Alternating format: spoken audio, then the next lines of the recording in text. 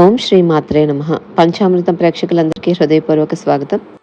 ఈరోజు మనం చాలా ఇంట్రెస్టింగ్ టాపిక్ గురించి మాట్లాడబోతున్నాం. స్టాక్ మార్కెట్లో లాభాలు నష్టాలు ఇవి కేవలం మార్కెట్ మీద ఆధారపడి ఉంటాయా, లేక మన జాతకంలో కూడా దానికి సంబంధం ఉంటుందా అనేది డెఫినెట్లీ ఉంటుంది. జాతకంతో సంబంధం, ఎందుకంటే వాళ్ళ జాతక చక్రంలో ఉన్నటువంటి గ్రహాల ప్లేస్మెంట్స్ మీద ఆధారపడి ఉంటుంది. కాబట్టి చాలామందికి ఒక డౌట్ అనేది ఉంటుంది, నేను స్టాక్ మార్కెట్లో ట్రై చేస్తున్నాను కానీ ఎందుకో ప్రతిసారి లాస్ వస్తూనే ఉంది, లేదా కొంతమందికి ఒకసారిగా బిగ్ ప్రాఫిట్స్ ఎలా వస్తున్నాయి అనేది కూడా డౌట్ ఉంటుంది.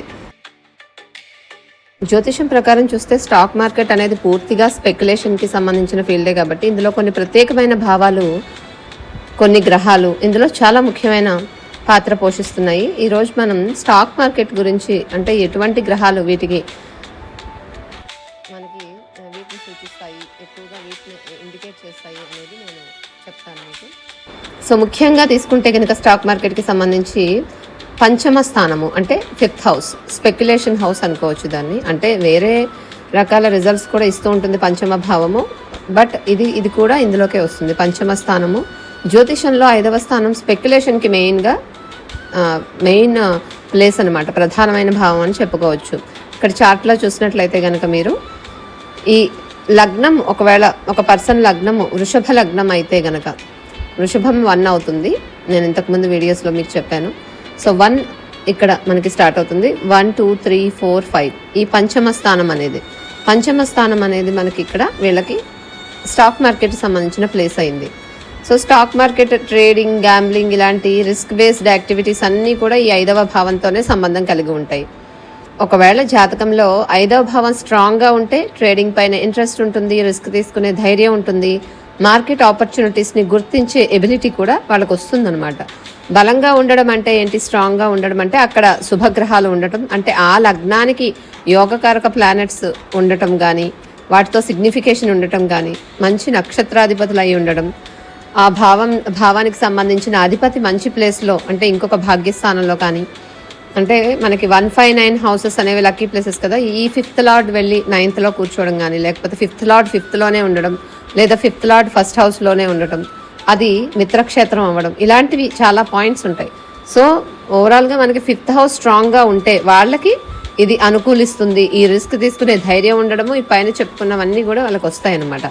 అందుకే మనం ఇక్కడ చార్ట్లో చూసినట్లుగా లగ్నం నుంచి పంచమ భావం ఏదైతే ఇక్కడ ఉందో కనిపిస్తుందో, వృషభం లగ్నం అయితే కనుక ఇక్కడ 1 అనేది వృషభం, మిథునం, కర్కాటకం, సింహం, కన్య అనేది వీళ్ళకి 5th హౌస్ అయింది. ఇది స్టాక్ మార్కెట్ సంబంధించిన ప్లేస్ అనేది చెప్పుకోవచ్చు.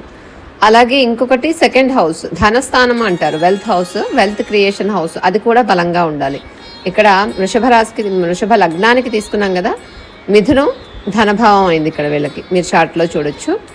సో 2వ భావం అంటే మనీ, వాళ్ళు ఎంత సంపాదిస్తున్నారు, ఎంత సేవ్ చేస్తున్నారు అనేది చూపిస్తుంది. ఒకవేళ 2వ భావం స్ట్రాంగ్గా ఉంటే ప్రాఫిట్ వచ్చినప్పుడు సేవ్ చేసుకోగలుగుతారు, ఫైనాన్షియల్ స్టెబిలిటీ ఉంటుంది, ఇటువంటి పాజిటివ్ రిజల్ట్స్ ఇస్తారు.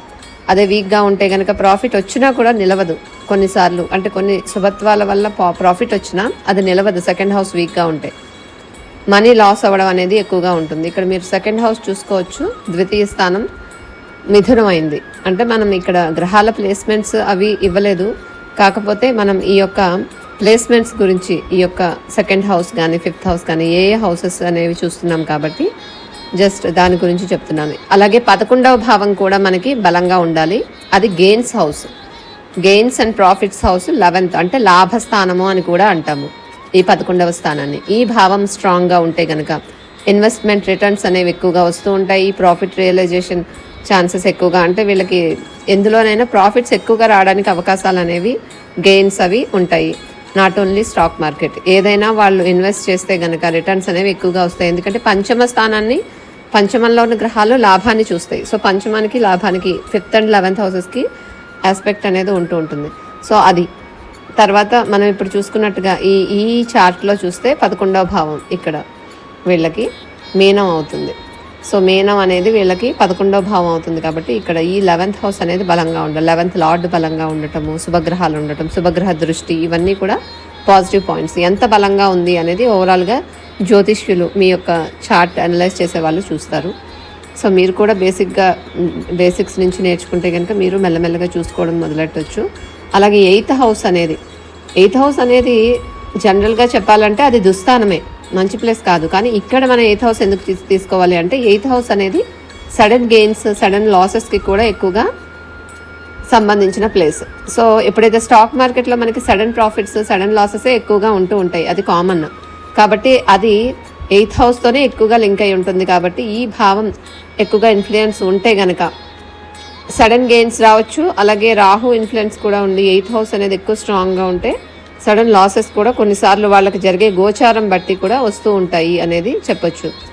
అలాగే ముఖ్యమైన గ్రహాలు చూసుకున్నట్లయితే కనుక అంటే గ్రహాలు ఏవి వీటికి స్టాక్ మార్కెట్కి మనకి రిలేట్ అయి ఉంటాయి అంటే మర్క్యూరీ, బుధుడు ట్రేడింగ్ ప్లానెట్ అని చెప్పుకోవచ్చు. స్టాక్ మార్కెట్ ఆస్ట్రాలజీలో మనం చూసినట్లయితే కనుక బుధుడు ఎక్కువగా ఇంటెలిజెన్స్, అనాలిసిస్, నంబర్స్, అంటే మనకి ఈ నంబర్స్ రిలేటెడ్ కూడా బుధుడే ఉంటారు. తర్వాత ట్రేడింగ్ స్కిల్స్ కూడా బుధుడే ఇస్తారు. ఇవన్నీ లక్షణాలు బుధుడు ఇచ్చేటటువంటివి, బుధుడు రిప్రజెంట్ చేస్తున్నారు. సో దానివల్ల బుధుడు ఎక్కడ ఉన్నారు, ఎంత బలంగా ఉన్నారు అనేది కూడా చూసుకోవాలి మీ చార్ట్లో. సో ఇక్కడ చూసుకుంటే కనుక బుధుడు ఇక్కడ ధనస్థానంలో ఉన్నారు, చాలా మంచి ప్లేస్మెంట్. అది కూడా బుధుడికి సెకండ్ హౌస్, ఈ మిథునం అనేది సొంత ఇల్లు అంటే స్వక్షేత్రం అవుతుంది. కాబట్టి బుధుడు చాలా బలంగా ఉన్నారని చెప్పుకోవచ్చు. సో ఒకవేళ జాతకంలో మర్క్యూరీ స్ట్రాంగ్గా ఉంటే కనుక క్విక్ డెసిషన్స్ తీసుకోగలుగుతారు. అంటే వాళ్ళకి ఇంటెలిజెన్స్ తొందరగా పనిచేస్తుంది, వాళ్ళ బ్రెయిన్ అనేది. అంటే మర్క్యూరీ వాళ్ళకి ఆలోచన శక్తిని తొందరగా ఆలోచించే విధంగా ఇస్తారు, స్ట్రాంగ్గా. క్విక్ డెసిషన్స్ తీసుకోగలగడం ఎక్కువగా ఇంపార్టెంట్ ఈ యొక్క స్టాక్ మార్కెట్ ఫీల్డ్లో. మార్కెట్ ట్రెండ్స్ అర్థం చేసుకోగలుగుతారు. ట్రేడింగ్లో సక్సెస్ ఛాన్సెస్ ఎక్కువగా ఉంటాయి ఇలాంటి మర్క్యూరీ స్ట్రాంగ్గా ఉన్న వాళ్ళకి. మర్క్యూరీ వీక్గా ఉంటే రాంగ్ డెసిషన్స్ తీసుకొని లాసెస్ వచ్చే ఛాన్సెస్ ఎక్కువగా ఉంటాయి, కన్ఫ్యూజన్స్ ఉంటాయి ఎక్కువగా మర్క్యూరీ వీక్గా ఉంటే చార్ట్లో. అలాగే ఇంకొక ప్లానెట్ రాహు కూడా స్పెక్యులేషన్ ప్లానెట్ అని చెప్పుకోవచ్చు. ఇప్పుడు రాహు గురించి చూసుకుంటే కనుక మనకి రిస్క్, సడన్ ప్రాఫిట్స్, ఇల్యూజన్ అనేవి ఎక్కువగా ఇస్తారు. జనరల్గానే illusion planet Rahu. So risk, sudden profits ఉంటాయి. సడన్ అంటే ఇక రాహు ఉన్న బలాన్ని బట్టి sudden losses or sudden profits అనేవి ఉంటాయి.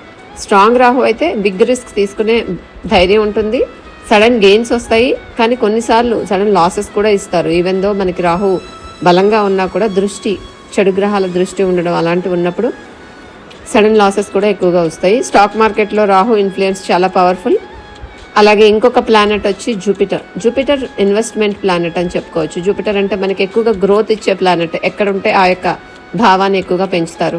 అలాగే ఎక్స్పాండ్ చేస్తారు, ఎక్స్పాన్షన్ ప్లానెట్, లాంగ్ టర్మ్ ఇన్వెస్ట్మెంట్కి సంబంధించిన ప్లానెట్. కాబట్టి స్ట్రాంగ్ జూపిటర్ ఎవరికైతే ఉంటారో వాళ్ళ చార్ట్లో so long term investment success అనేది ఎక్కువగా ఉంటుంది. వీళ్ళు ఎలాంటి ఇన్వెస్ట్మెంట్ చేయాలి స్టాక్ మార్కెట్లో? లాంగ్ టర్మ్ అంటే ట్రేడింగ్, ఎవ్రీడే ఇంట్రాడే కానీ ఎవ్రీడే ట్రేడింగ్ అనేది వీళ్ళకి. అంటే మిగతా ప్లానెట్స్ని చూసుకోవాలి, రాహు, మర్క్యూరీ ఎలా ఉన్నారు, లేదా గురువు ఒక్కరు బలంగా ఉంటే వీళ్ళకి లాంగ్ టర్మ్ ఇన్వెస్ట్మెంట్ సక్సెస్ అనేది ఎక్కువగా ఉంటుంది. కాబట్టి వీళ్ళు లాంగ్ టర్మ్లో పెట్టాలి. వెల్త్ గ్రోత్ ఛాన్సెస్ ఎక్కువగా ఉంటాయి వీళ్ళకి. అంటే వెల్త్ అనేది గ్రో అయ్యే ఛాన్సెస్, ఎందుకంటే గురుబలం అనేది ఉంది కాబట్టి అది గురువు ఇచ్చేటటువంటి రిజల్ట్. తర్వాత శని కూడా మనం తీసుకోవాలి. ఎందుకంటే శని ఎందుకు తీసుకోవాలి ఇక్కడ అనే డౌట్ రావచ్చు. శని అంటే patience planet, discipline planet, long term planning, ఇది శని ఇచ్చేటటువంటి రిజల్ట్స్. స్ట్రాంగ్గా సాటర్న్ ఉన్న వాళ్ళు లాంగ్ టర్మ్ ఇన్వెస్టర్స్గా ఉండే అవకాశాలు ఎక్కువగా ఉంటాయి. ఎందుకంటే వాళ్ళకి పేషెన్స్ ఎక్కువగా ఉండడం, డిసిప్లిన్ ఉంటుంది, లాంగ్ టర్మ్ ప్లానింగే ఉంటుంది. అంటే శని స్ట్రాంగ్గా ఉన్న వాళ్ళకి. బట్ స్టడీ రిజల్ట్సే ఇస్తారు ఎక్కువగా ప్రాఫిట్స్ అనేవి కాకుండా స్లో ఉన్నప్పటికీ స్టడీ ప్రాఫిట్స్ అనేవి తప్పకుండా వస్తాయి. పేషెన్సీ ఉండాలి ఎక్కువగా శని యొక్క ఆస్పెక్ట్ కానీ ఈ భావాల మీద కానీ ఈ గ్రహాల మీద కానీ ఉన్నప్పుడు. తర్వాత దశ టైమింగ్స్ కూడా మనం చూసుకోవాలి. స్టాక్ మార్కెట్ టైంలో మనకి ఏంటంటే స్టాక్ మార్కెట్లో టైమింగ్ అనేది చాలా ఇంపార్టెంట్. కాబట్టి దశ పీరియడ్స్ ద్వారా మనకి టైమింగ్స్ అనేవి తెలుస్తాయి. సో దశ పీరియడ్స్లో మర్క్యూరీ, బుధుడి దశ వచ్చినప్పుడు ట్రేడింగ్ ఆపర్చునిటీస్, బిజినెస్ గ్రోత్ ఉండటం అలాంటివి ఉంటాయి. గురు మహాదశలో కూడా, అంతర్దశలో కానీ, జూపిటర్ దశలో కూడా జూపిటర్ గురు దశలో కూడా వెల్త్ ఇంక్రీజ్ అవ్వడం, ఇన్వెస్ట్మెంట్ రిటర్న్స్ ఇవన్నీ ఉంటాయి. రాహు దశలో కూడా సడన్ ప్రాఫిట్స్ పాసిబిలిటీస్ ఉంటాయి, కానీ రిస్క్, సడన్ లాసెస్ కూడా కొన్నిసార్లు ఉంటాయి ఆ గ్రహాల ప్లేస్మెంట్ బట్టి. అందుకే ప్రాఫిట్ టైమింగ్స్ తెలుసుకోవాలి అనుకుంటే దశ పీరియడ్ ఏది జరుగుతుంది, ఏ మహాదశ, అంతర్దశ అనేది కూడా తప్పకుండా చూసుకోవాలి. ట్రాన్సిట్ ఎఫెక్ట్స్ చూసుకోవడం అంటే గోచారం. ఇప్పుడు మనకి ప్రస్తుతం గోచారం ఎలా ఉంది, మనకి రాశిని బట్టి చూసే గోచారం ఉంటుంది కదా, ఎవ్రీడే ట్రాన్సిట్ రిజల్ట్స్.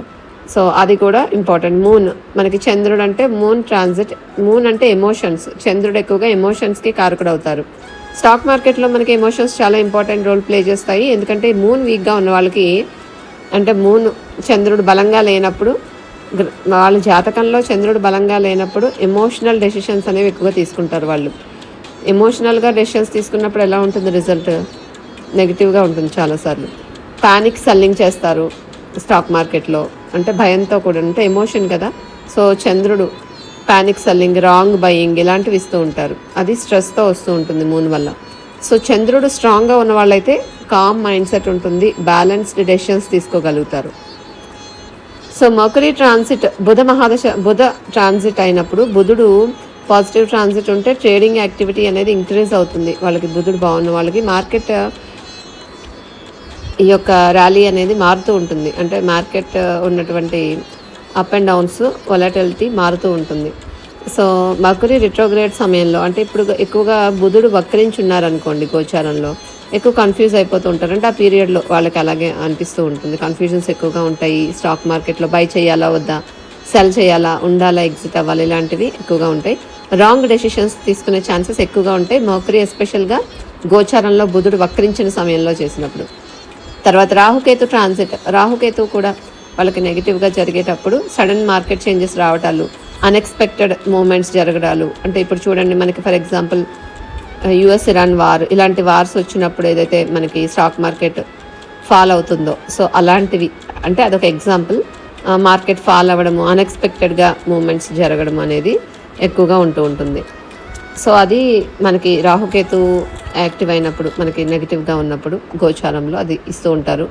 అలాగే స్పెక్యులేషన్, అంటే వీళ్ళకి యోగిస్తుంది, వీళ్ళకి స్టాక్ మార్కెట్ ఫీల్డ్ యోగిస్తుంది, ఇలాంటివి ఎలా తెలుస్తాయి అనేది చూస్తే కనుక మనకి 5th house lord 11th house lord connection ఉండటం కానీ, అంటే ఇవి శుభ ప్లేస్మెంట్స్ కదా, అంటే శుభకారకత్వ ప్లేస్మెంట్స్ అని చెప్పుకోవచ్చు. పంచమ స్థానము లాభస్థానము కలిసి కనెక్షన్ ఉంటాయి ఆ గ్రహాలకు కానీ, గ్రహ నక్షత్రాధిపతులకు కానీ, నవాంశ చాట్లు కానీ, ఇంకా చాలా ఉంటాయి.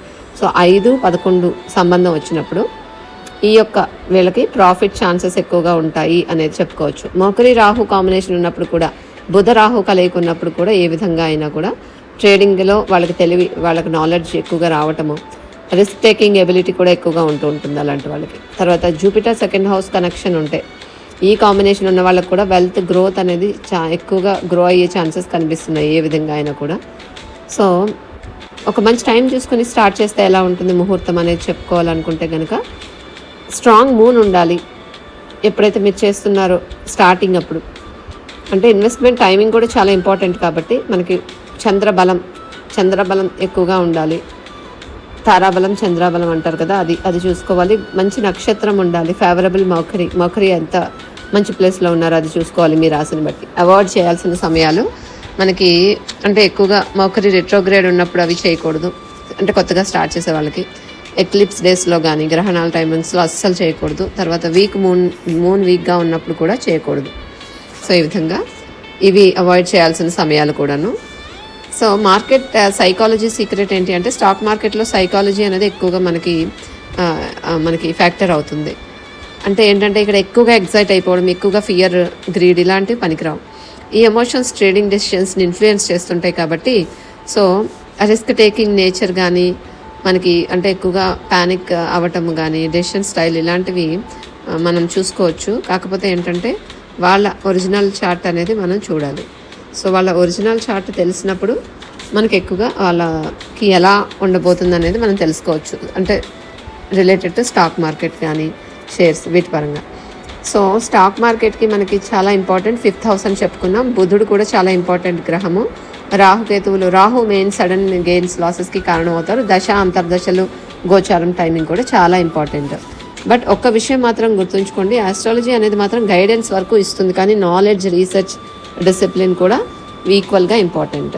ఆ గ్రహాలు ఉన్నప్పుడు అవి ఇస్తాయి, బట్ ప్రయత్నం కూడా. ఎవరైతే నెగిటివ్గా ప్లానెటరీ ప్లేస్మెంట్స్ ఉన్నప్పటికీ, శని నెగిటివ్గా ఉన్నప్పుడు ప్రయత్నం చేసినప్పుడు వాళ్ళకి అది సిద్ధిస్తుంది అనేది, ఎక్కువ ప్రయత్నం అవసరం.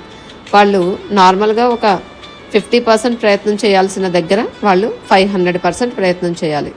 నెగిటివ్ ప్లేస్మెంట్స్ ఉన్నప్పుడు కూడా వాళ్ళు చేసే డిసిప్లిన్ కానీ, వాళ్ళ ప్రయత్నం ద్వారా వాళ్ళు సాధించే అవకాశాలు కూడా ఉంటూ ఉంటాయి. అది కూడా మనకి గురుబలం ఉంటేనే ఇస్తారు, లేకపోతే ఇచ్చే అవకాశాలు ఉండవు రిజల్ట్. సో బ్లైండ్గా రిస్క్ తీసుకోవడం ఎప్పుడు మంచిది కాదు, ఎందులోనైనా, అందులోకి స్టాక్ మార్కెట్లో ఇంకా ఇంపార్టెంట్. సో ఇది మనకి స్టాక్ మార్కెట్ గురించి ఎటువంటి ప్లేస్మెంట్స్, ఎటువంటి గ్రహాలు మనకి ఎక్కువగా ఇన్ఫ్లుయెన్స్ చూపిస్తాయి అనేటటువంటిది చెప్పుకున్నాం.